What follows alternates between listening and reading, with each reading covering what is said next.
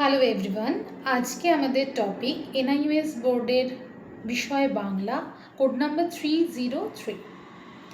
আজকে আমরা একটি কবিতা নিয়ে আলোচনা করব। কবিতাটির নাম প্রশ্ন, যেটা লিখেছেন স্বয়ং রবীন্দ্রনাথ ঠাকুর। রবীন্দ্রনাথ ঠাকুর অনেক ছোট গল্প, অনেক উপন্যাস লিখেছেন, সেটার পাশাপাশি বেশ কিছু কবিতাও লিখেছেন।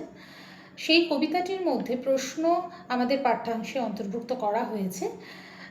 আমাদের বিষয়বস্তুটা যদি আমরা যাই, তাহলে এখানে বলা হয়েছে যে প্রশ্ন যে কবিতাটি, এখানে অনেকেরই আমাদের বিশ্বাস, অনেক মানুষেরই আমাদের বিশ্বাস থাকে যে এই সমগ্র পৃথিবী এটা ভগবানেরই সৃষ্টি, এবং সুতরাং এই পৃথিবী এবং তার জীবজগতের কল্যাণ কামনা করা এটাই স্বাভাবিক, এটাই স্বয়ং ভগবান করে থাকেন।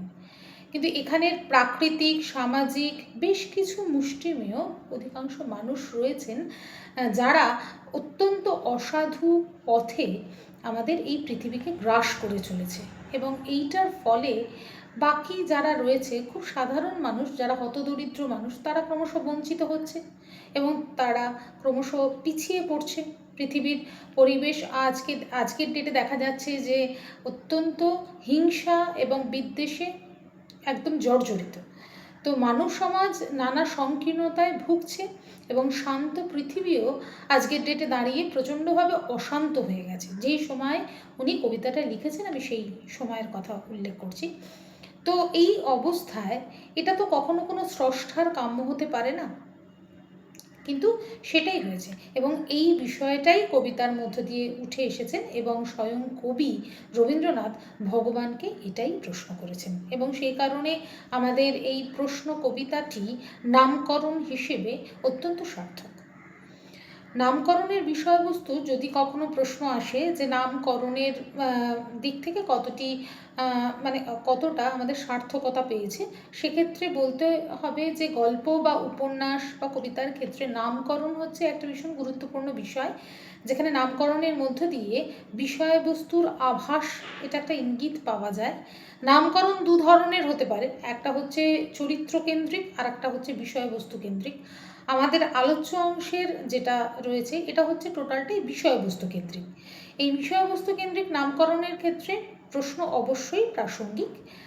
আর আমাদের এইখানে আমরা কি কি পড়ব, বর্তমান সমাজকে ভালোভাবে বুঝতে পারা যাবে হচ্ছে এই টপিকটার মধ্য দিয়ে, প্রশ্ন কবিতার মধ্য দিয়ে, যে সমাজ ব্যবস্থা যে কতটা অবস্থা। মেনলি আমাদের দুটো শ্রেণী রয়েছে, একটা ধনী আর একটি দরিদ্র, এটা যেমন ঠিক, তার পাশাপাশি আরও দুটো শ্রেণী রয়েছে, সেটা হচ্ছে একটা হচ্ছে শোষক আর একটা হচ্ছে শোষিত। এই শোষক দল এরা মূলত যেটা দেখা যায়, তারা তাদের ক্ষমতার বলে বলীয়ান হয়ে সাধারণ মানুষদেরকে প্রচণ্ডভাবে অত্যাচার করে, এবং সেটিকেই যেহেতু তাদের ক্ষমতা কম, তাদের লোকবল কম, সেই বিষয়টাকে খুব অন্যায়ভাবে সেটাকে তারা কিছু উপায় যেহেতু নেই, সেই জন্য সেটাকে গ্রহণ করে নিতে হয়। এই পৃথিবীতে কারা বা কোন বেশ কিছু মনীষীরা উপদেশ দিয়েছেন, এবং সেই উপদেশগুলো কীরকমভাবে তারা আদৌ মান্য করছে নাকি সেগুলো অমান্য হচ্ছে, সেগুলোই কিন্তু আমরা আমাদের এই কবিতাটিতে ফিরে পাবো, বা আমরা এখানে একটু হলেও উল্লেখ পাবো। দুর্বলরা যে সবলদের ওপরে যে লোভ বা হিংসার জন্য তারাও ন্যায় বিচার পাচ্ছে না, সেটা কিন্তু আমরা এখানে উপলব্ধি করতে পারবো মূলত। তো আমরা খুব বেশি আলোচনায় না থেকে আমরা যদি কবিতার প্রত্যেকটা লাইন টু লাইন আমরা যদি পড়ি এবং সেটাকে যদি ব্যাখ্যায়িত করি, তাহলে বিষয়বস্তুটা স্পষ্ট হবে। বিষয়বস্তুর আমরা কবিতাতে মূল পাঠে চলে যাই। কি বলছে? ভগবান তুমি যুগে যুগে দূত পাঠাইছো বারে বারে দয়াহীন সংসারে, তারা বলে গেল ক্ষমা করো সবে, বলে গেল ভালোবাসো, অন্তর হতে বিদ্বেষ বিষ্ণাস, বরণীয় তারা স্মরণীয় তারা, তবুও বাহির দ্বারে আজই দুর্দিনে ফিরানু তাদের ব্যর্থ নমস্কারে। কি বলছে ভগবান তুমি যুগে যুগে দূত পাঠাইছো বারে বারে। প্রত্যেকটা যুগে কোনো না কোনোভাবে আমাদের স্বয়ং ভগবানকে তো আমরা চাক্ষুষ প্রত্যক্ষ করতে পারি না, কোনো না কোনো মনীষীর আমরা সান্নিধ্য লাভ করে থাকি। সেইটা বারে বারেই আসে, কিন্তু কোন জায়গাটাতে আসছে, যেখানে মানুষের মধ্যে মানুষের বিভেদে এবং তাদের মধ্যে দ্বন্দ্বে পরিপূর্ণ, সেখানে আসছে যে ভগবানেরই প্রেরিত দূত। তো সেই জায়গায় কবির মনে একটা ক্ষোভ রেখে উনি প্রশ্ন করছেন যে কোন জায়গাটাতে পাঠানো হচ্ছে, যে সংসার একেবারেই দয়াহীন সেই সংসারেই কি পাঠানো হচ্ছে। এবং তারা বলে যাচ্ছে, মানে মনীষীরা বলে যাচ্ছেন যে তারা বলে যাচ্ছেন কি, ক্ষমা করো সবে অন্তর হতে বিদ্বেষ বিষ্ণাস। ক্ষমা করো সবে বলতে যে যেমন প্রকারই ভুল করুক না কেন, যে যেমন প্রকারেরই অন্যায় করুক না কেন, তাদেরকে ক্ষমা করে দেওয়ার জন্য।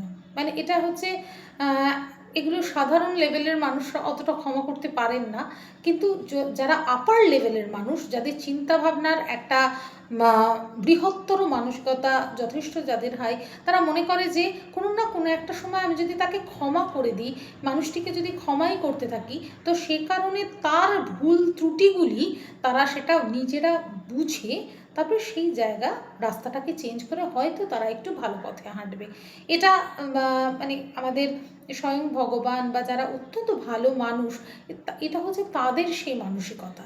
তো তাই বলছে যে সবাইকে ক্ষমা করে দাও এবং ভালোবাসো, প্রত্যেককে ভালোবাসো। একমাত্র পরম ওষুধ হচ্ছে ভালোবাসা। ভালোবাসা দিয়ে অনেক কিছুই আর কি জয় করা যায়।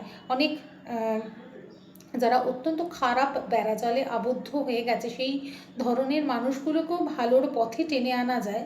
অবশ্যই তাদের নিজেদেরও ভালো, আমি ভালো হব এই ধরনের মানসিকতা তাদের ভেতরেও থাকতে হবে। এবং কি বলছে, বলছে অন্তর হতে বিদ্বেষ বিষ্ণাস। মানুষের ভেতরে যদি বিদ্বেষ বা হিংসা এই ব্যাপারগুলো থাকে, তাহলে কখনো তারা কিন্তু সেই চার দেওয়াল থেকে বাইরে বেরোতে পারে না। যে খারাপ পরিমণ্ডলীতে তারা ভেতরে ঢুকে পড়েছে, সেই জায়গাটা থেকে বাইরে বেরোতে গেলে তাকে নিজেকেও তুলনামূলক একটু হলেও চেষ্টা করতে হবে। তো সেই জায়গায় বলছে অন্তর হতে, আমাদের ভেতর থেকে সেই বিদ্বেষ, সেইটা আমাদেরকে নাশ করতে হবে। আর কি, বরণীয় তারা স্মরণীয় তারা তবুও বাহির দ্বারে, আজই দুর্দিনে ফিরানু তাদের ব্যর্থ নমস্কারে। অর্থাৎ যে মানুষগুলোকে, আমাদের ভারতবর্ষ স্বাধীন হওয়ার ক্ষেত্রে প্রচুর মানুষের যথেষ্ট কন্ট্রিবিউশন রয়েছে, সেই মানুষগুলো বা আরও বেশ কিছু ভালো মানুষ, তাদেরকে আমরা যেন, তারা আমাদের কাছে অত্যন্ত বরণীয়, অত্যন্ত স্মরণীয়, কিন্তু আমরা যেন তাদেরকে প্রকৃত সম্মান জ্ঞাপন করতে পারি। অর্থাৎ এইরকম যেন প্রণাম না হয় যেটা একেবারেই ব্যর্থ। অর্থাৎ মন থেকে আমরা যদি তাদেরকে গ্রহণ করি, তাহলেও তারা সম্মানিত হবেন। এটাই আর কি কবির বক্তব্য। এটা হচ্ছে প্রথম স্তবকের মূল বিষয়বস্তু। আমরা দ্বিতীয় স্তবকে চলে যাই। আমাদের তো টোটাল 3টে স্তবক রয়েছে। দ্বিতীয় স্তবকে কি বলছে, বলছে আমি যে দেখেছি গোপন হিংসা কপট রাত্রি ছায়ে হেনেছ নিঃসহায়। আমি যে দেখেছি প্রতিকারহীন শক্তের অপরাধে বিচারের বাণী নীরবে নিভৃত কাঁদে। আমি যে দেখিনু তরুণ বালক উন্মাদ হয়ে ছোটে, কি যন্ত্রণায় মরেছে পাথর নিষ্ফল মাথা কোটে। অর্থাৎ কবি যে সময়ের কথা বলছেন, এটা হচ্ছে সেই সময় ছিল পরাধীন ভারতবর্ষ, এবং সেই পরাধীন ভারতবর্ষের সম্মুখে দিনের আলোটা যতটা ভালো লাগার ছিল, রাতের আলোটা ঠিক ততটাই ভয়ঙ্কর ছিল। সমাজে অত্যাচার, অবহেলা, কপটতা, বঞ্চনা, এই বিষয়গুলো অসামাজিক কাজকর্মকে মানে অন্ধকার জগতের কাজ বলেই কিন্তু মনে করা হয়। এবার দুর্বলদের ওপরে সবলরা অত্যাচার করত, এবং সবলেরা প্রতিনিয়ত এই অন্ধকার জগতের জঘন্য অপরাধমূলক আক্রমণগুলো করেই চলত। তারা বিচার ব্যবস্থা, এই যে প্রপার যে বিচার হবে, সেই ধরনের বিচার কিন্তু সেই সময় হতো না, এবং এই অন্যায়ভাবে প্রভাবিত করে নিজেদের পক্ষে এনে তারা অনেক ধরনের দেখা গিয়েছে যে যাদের প্রকৃত শাস্তি পাওয়ার দরকার ছিল, সেই শাস্তিও কিন্তু তারা ক্ষমতার বলে সেই শাস্তি থেকে বিরত থেকেছে, সেই শাস্তি কিন্তু এড়িয়ে গিয়েছে। তো শক্তিমানদের সেই দাপটে দুর্বলরা কিন্তু সুবিচারও কখনো পায়নি। তো এবং এই অন্যায়ের প্রতিকার না পেয়ে একটা অসহনীয় একটি ছেলেরও তুলনা করা হয়েছে, যে একটা উন্মাদের মতো তরুণরা মানে অত্যন্ত দিশেহারা হয়ে যেন ছুটে চলেছে। এটা একটা সমাজের প্রতিচ্ছবি, একটা ছবি হিসেবে তুলে ধরা হয়েছে এখানে। সেই দুর্দিনের কথা কবি এখানে বর্ণনা করেছেন। তৃতীয় আমরা অনুচ্ছেদে যদি আসি, আমরা তৃতীয় স্তবকে যদি আমরা আসি, কণ্ঠ আমার রুদ্ধ আজিকে বাসি সঙ্গীত হারা, অমাবস্যার কারা লুপ্ত করেছে আমার ভুবন দুঃস্বপনের তলে, তাই তো তোমায় সুধায় অশ্রু জলে, যাহারা তোমার বিষাইছে বায়ু নিভাইছে তব আলো, তুমি কি তাদের ক্ষমা করিয়াছ, তুমি কি বেসেছ ভালো। বিষয়টা হচ্ছে যখন কণ্ঠ আমার রুদ্ধ আজিকে, আমার বলতে এখানে স্বয়ং কবিই বলেছেন, কণ্ঠ আমার রুদ্ধ আজিকে বাসি সঙ্গীত হারা, আমাদের মনের অন্তরে বা মনের ভেতরে যদি প্রচণ্ড কষ্ট হয়, সেই কান্নাটা ঠিক সেই অর্থে বাইরে বেরোতে চায় না বা বাইরে আমরা বার করতে পারি না, তখন ঠিক কণ্ঠের একটা বিশেষ পোর্শনে প্রচণ্ড একটা যন্ত্রণার উদ্রেক হয়। সেই যন্ত্রণা না সহ্য করা যায় বা আর না সেটাকে ব্যক্ত করা যায়, এবং সেই জায়গাটায় দাঁড়িয়ে এবং বাঁশি খানিকটা এই উপমার মতো, যে বাঁশি থাকে অথচ সেই বাঁশিতে আওয়াজটা অত্যন্ত ক্ষীণ বা বাঁশিতে সেই সুরটা ঠিক আসে না, মানে বাঁশি আছে অথচ সঙ্গীত হারার মতো। তো এখানে সেই তুলনাটা দিয়েছে, এবং তারপরেই প্রশ্ন করছে অমাবস্যায় কারা। অমাবস্যায় তো এখানে খারাপ যারা মানুষ তারা তো প্রচণ্ডভাবে অত্যাচার করছে, শাসক দলেরা শোষণ করছে, সাধারণ তারাও শোষিত হচ্ছে, এখানে সেই কথাটা বলছে। তারপরে কি বলছে, লুপ্ত করেছে আমার ভুবন দুঃস্বপ্নের তলে, মানে লুপ্ত করেছে মানে হারিয়ে যাচ্ছে একটা সুন্দর সকাল, সুন্দর পরিবেশ, এই বিষয়গুলো ক্রমশ যেন হারিয়ে যাচ্ছে, এবং এই ভুবন অর্থাৎ পৃথিবীর কোলে সেটা ক্রমশ যেন হারিয়ে যাচ্ছে। তাই কবি ভগবানকে প্রশ্ন করেছেন যে তাই তো তোমায় সুধাই অশ্রু জলে, মানে এতটাই কষ্ট পাচ্ছে মনের দিক থেকে, তাই সে চোখের জলের সঙ্গে তাকে মানে ভগবানকে প্রশ্ন করছেন যে এমতো অবস্থায় আমরা কি করব। এবং এটা আরও ভালোভাবে প্রশ্ন করছে যে যারা আমাদের এই পৃথিবীকে শেষ করে দিতে চাইছে এবং পৃথিবীর প্রত্যেকটা বাতাসকে দূষিত করে দিতে চাইছে, তাদেরকেই কি আমরা ক্ষমা করব। তো আমরা কবিতার ভাষায় বলি যে যাহারা তোমার বিষাইছে বায়ু নিভাইছে তব আলো, তুমি কি তাদের ক্ষমা করিয়াছ, তুমি কি বেসেছ ভালো। কারণ ভগবানের কথাই তো প্রত্যেককে ক্ষমা করে দিতে হবে, যে অন্যায় করেছে বা যে কম ভুলের মাত্রাও যার বেশি, সবাইকে ক্ষমা করে দাও, সবাইকে ভালোবেসে আগলে রাখো, তাহলে হয়তো কিছু হলেও পরিবর্তন হবে। তো এই বিষয়টা কিন্তু তার কাছে যথেষ্ট বেদনার, মানে কবির কাছে যথেষ্ট বেদনার, যে এই রকম যারা অবস্থা করছে আমাদের সমগ্র পৃথিবীকে, তাদেরকেও কি আমরা ক্ষমা করব, এটা তার প্রশ্ন। এবং এই প্রশ্ন নিয়েই আর কি আমাদের কবিতাটি, মানে এই প্রশ্নগুলোই করা হয়েছে স্বয়ং কবি রবীন্দ্রনাথ ভগবানকে।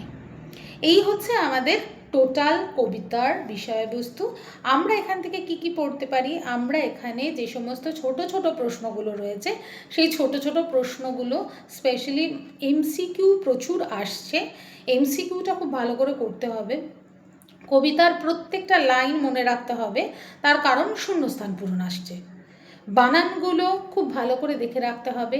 একটা জায়গায় যদি দর্শন থাকে, সেটা দ তালব্য শয়ে রেফ ন আছে, নাকি দ র তালব্য স ন আছে, মানে কোনটা হবে, দুটোই তো দর্শন। তো এইরকমভাবে প্রত্যেকটা বানান খুব ভালো করে দেখে রাখতে হবে। অর্থাৎ আমরা এখান থেকে ছোট প্রশ্ন অবশ্যই পড়ব। সবার প্রথমে যেটা বলবো, কবিতাটা তোমরা প্রত্যেকে মুখস্থ করে যাবে। তোমাদের 8টা কবিতা আছে, 8টা কবিতা মুখস্থর ফর্মে তোমরা যাবে। ওরকমভাবে 8 লাইন অথবা 10 লাইন তারা মুখস্থ লিখতে দেবে না, কিন্তু তার মধ্যে থেকে আমাদের এমসিকিউ আসবে, তার মধ্যে থেকে আমাদের ফিল ইন দ্য ব্ল্যাঙ্কস আসবে, শূন্যস্থান পূরণ আসবে। এবার এর ভেতরে কি লেখা আছে সেটা যদি আমাদের না জানা থাকে, আগের লাইন দিয়েছে পরের লাইন আমাদের আসবে, এরকম যদি আমাদের প্রশ্নর বিষয় থাকে, তাহলে কিন্তু আমাদের প্রত্যেকটা লাইন খুব ভালো করে পড়তে হবে। তো তার জন্য আমাদের এই প্যাটার্নে ছোট প্রশ্নের জন্য খুব ভালোভাবে রেডি থাকতে হবে। এইভাবে বাকি কবিতাগুলো আমরা আলোচনা করব। আজ এই পর্যন্তই। আগামী পর্বে আমরা অন্য কোনো কবিতা নিয়ে আলোচনা করব বা কোনো গল্প নিয়ে আলোচনা করব। ওকে, থ্যাংক ইউ।